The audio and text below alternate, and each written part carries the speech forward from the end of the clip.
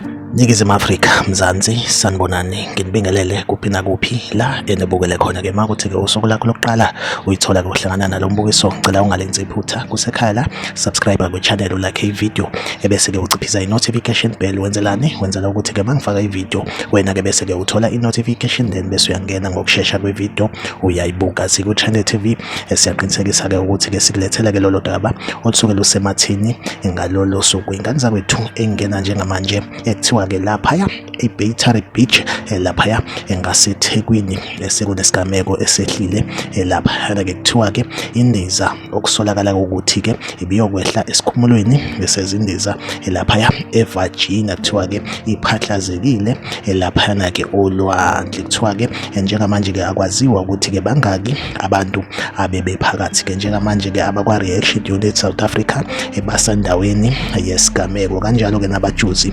impela ke bakhona ke laphaya bazozama ukuthi ke babheke ukuthi ke bayabathola abantu phakathi ke olwandle, kodwa ke njengamanje akukaziwa ukuthi ke abantu bebebangaki ekulona ke leli bhanoyi noma ngithi ke indiza lesigameko esenzeke laphaya eThekwini laphaya ngase Baytary Beach. Like ivideo, subscribe kwi-channel, uphinde ucomment kwi-comment section. Mina la kwiZiko-Channel TV ngizohleze ngikhona ngikulethela ke indaba eyisematheni usuku nosuku. Ahlangabezane kwivideo elandelayo.